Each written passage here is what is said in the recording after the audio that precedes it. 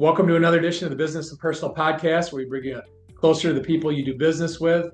Today, we're going to bring you closer to someone that sends you to fun places. So we're excited to have Kathy Hash on board with us today, and she's the owner and agent at Escape Travel.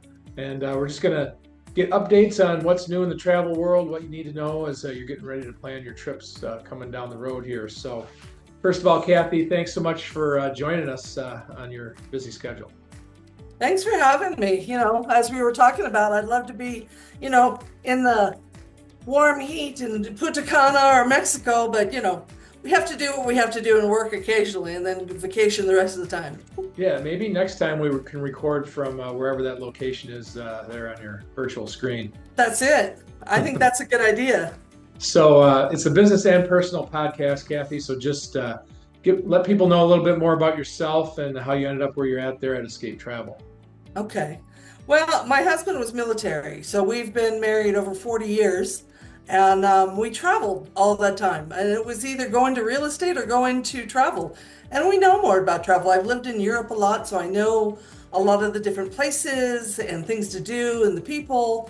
And you can travel with travel. So while I'm on a cruise, I can still be helping you out and making sure you get the best deals and get the best safety that you need for traveling and everything like that. So I just love travel. I got the travel bug years ago, I think, being in the military. So that's why it was a natural progression. Yeah, it makes perfect sense. So this one here is kind of a loaded question because there's probably a lot of different angles you could take on it. But what are some of the trends you're seeing right now? What are things people are really enjoying to do with travel? Well, right now, a lot of adventure travel. This year, 2024, we saw a lot of people going to Japan and a lot of people going to Europe. All different types of trips, all different types of price ranges, but those have been the big ones, and they normally are. But Japan, like I said, has so many varied things to do, from adventure travel to, going to, again, there's just too many things, but those are the two big ones. And Alaska's always big. Those are some of I haven't been to Japan yet, but I've been, a lot of places in Europe, been to Alaska a few different times. So those are always the big ones. And everybody has a little bit different, depending on what part of the country you're from, adventure travel, biking, hiking. I have people doing hiking tours and things like that, as well as self-drive tours across Ireland and England. Well, they all sound great, absolutely. And then, one thing nowadays, it's so much easier to find things to do online and to book your travel online. So in some ways it's easier, but then in some ways it's harder because there's so much information online. It's hard to kind of decipher what's real, what's not, what's best for you. So in my mind, that makes the value of what you do even greater. What's your thoughts on that? I get a lot of calls from people just saying, I can't. I've been down there. I've been looking. I've gone down the rabbit hole. I'm chasing this and I'm chasing that. And I don't know what to do. Now I'm scared because now I don't know what's real and what's not. It used to be that you always used a travel agent. Then it went to internet only. Then it went back to using travel agents because, one, we don't have time. Two, there's so much out there you don't know what's true, what's not. One review says it's good, and one review says it's bad, so you don't know. And I've had people, really scare themselves that way. Talk themselves out of traveling because they get so stressed out about planning it. That's what I do. I make the relationship. I'm just not out there to sell. I want to make a relationship with them and really get to know what they like, what they don't like. There's no one size fits all vacation. What one person loves, the other person's absolutely going to hate. So, I take the worry out of that and say, don't worry. Don't worry about what you're seeing on the internet. I'm the one that's going to do the research, make sure it's safe for you to go, make sure you have a good place, and that you get the trip that you want. And all people have to do is pay you attention. They don't have to pay you anything for your services. All you have to pay is attention, and you take all that stress away. Why wouldn't someone choose that route? Well, and that's it. I think a lot of people don't know that whether it's a cruise, a hotel, a resort, all the commission's built into there. That's already in there. So all you're doing by booking with some of these third parties and things like that is getting less service. Even if you book direct, it's a lot harder to have to call an 800 number, to where my people have, can text me, they can email me before, during, after. I check on them afterwards to make sure, everything went as well as we thought it was. Or if something happened, I need to know that as well. So it's a relationship.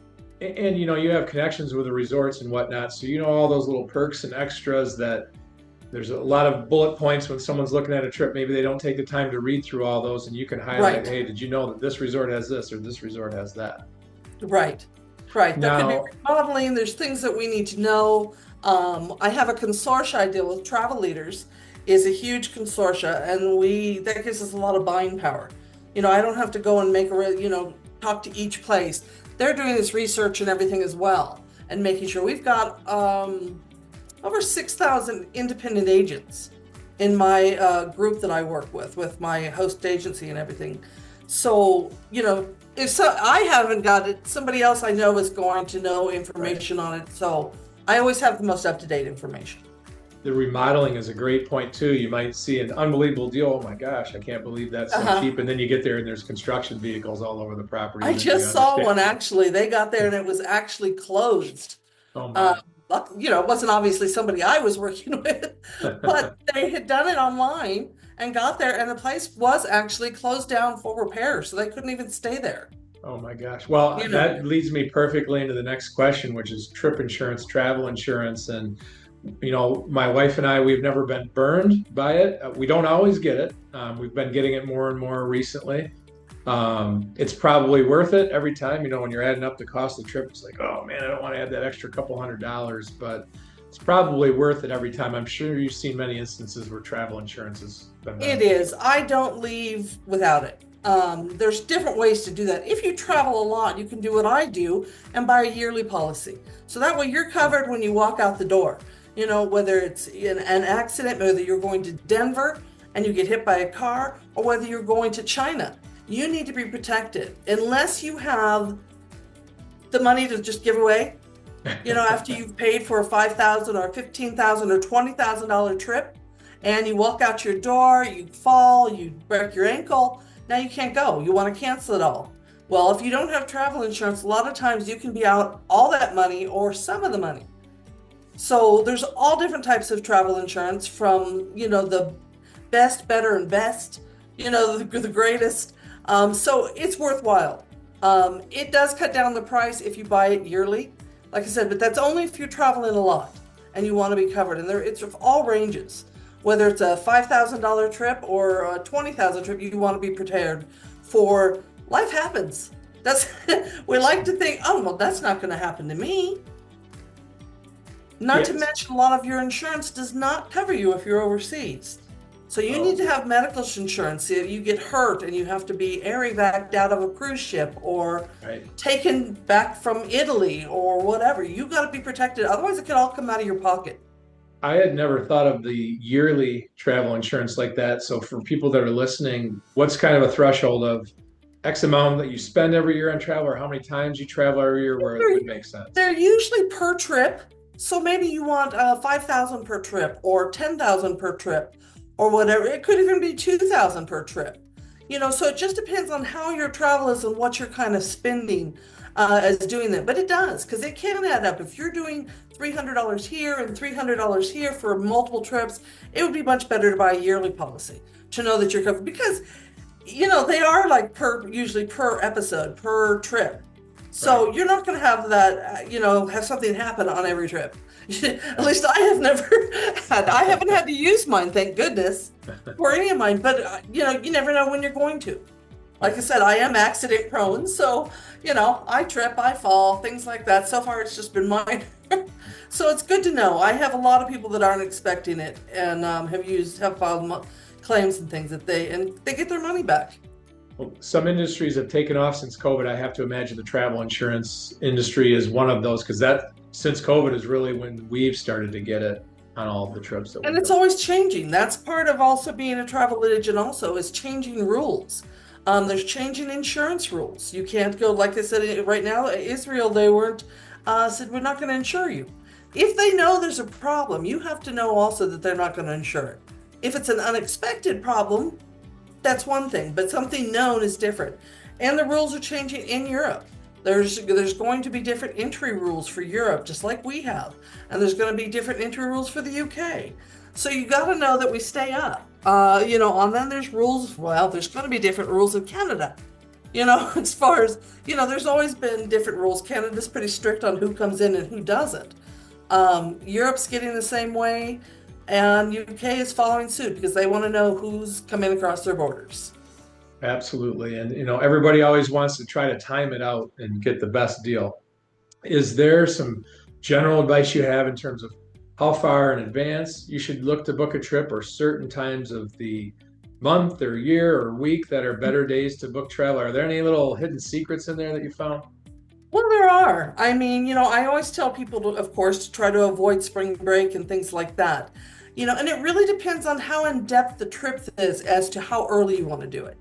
I mean, in most cases for a cruise, something like that, you want to do 6 months or a year to give yourself time to pay it off if you need time to pay it off. Put down a small deposit and pay over time. If you're going to have trains, planes, tickets, tours, in-depth architectural things, you want to go probably a year ahead, to make sure that we have the trains, everything connects, we get that all laid out, so that you have peace of mind to know that everything's taken care of for your trip. Even with a guided tour, they fill up early also. A lot of people like to do Europe in the fall, so it's not too hot and it's not too cold, and you should avoid like the summer rush, because some people have to travel during the summer. But anytime the kids are out of school, air's more, tours are more, cruises are more, and they fill up the fastest. So if you do need to travel during those times, definitely start real early. And, get a travel agent to be on top of all that for you to help navigate the financial end of it as well. Well, and I do most of my travel in the spring or the fall. I mean, because those are the times that are the off seasons. It's still nice and warm. You could still sit on the beach, Right. enjoy that, but you don't have the high temp and the high humidity that you would have during the summer. Sure. Not to mention hurricane season. Hurricane season runs from June through October. Right. So people do travel all the time, but you need to be aware of it, and you need to be insured in case something happens and you can't go. Absolutely. So I'm going to put you on the hot seat here, Kathy. I want you to list out maybe, let's say, your top 3 travel destinations that you've been to that you enjoy the most. Well, I would have to go with Alaska. There's something really special about the whole area of Alaska. The myth, it's not where, unless you live in some place like that has this kind of pristine beauty with the animals, with the bald eagles flying overhead, with the smooth glass of the sea, watching the whales come up and the whale spouts. It's so exciting. It's magical. Italy, well, anywhere in Europe, there's so much to do in Europe, it's hard to say, but Italy's my favorite. The people, the food, the architecture, they're just lovely people. I mean, just out of any place I've traveled, and even in the military and things like that, we used to hop over there to Italy just to eat and shop. Yeah. So that's one of those. And in the Caribbean, I would think that's the other. I have not found an island yet that I have not liked. And there's still lots of them that I've never seen. I just did a 10-day cruise with Virgin and got to see some islands I hadn't been to. But they all are unique and all have their own thing. And it's nice to talk to the local people and find out what's special about their island. What do they produce? What do they make? What do they export? What do they do for fun? It's just something to learn. But the Caribbean is nice. And you can't beat the weather or the water or anything like that. So that's 3 of the ones that I like the most. You got me excited right there. Let's get our trips booked right now. Those all sound so awesome. Any other final advice for people here? We sit in 2025. There's just a lot of information out there. So many things change over time, but and you've seen a lot of changes over time. Just general advice you have for people that are looking to travel. Well, and that's it. Be careful what you're picking. For people that are out there, doing themselves, you really need to be aware of everything with the property and things like that. Not to mention, even these people, they sound like they're going to give you a great deal on air and things like that, and now you're tied up. Even whether it's Priceline, whether it's, I'm not going to go into all sorts of brands, but it's the same thing. If something happens, you're dealing with a third party. You're not dealing, you don't have anybody that's going to help you. You're going to have to get on the phone. You're going to have to talk to your bank.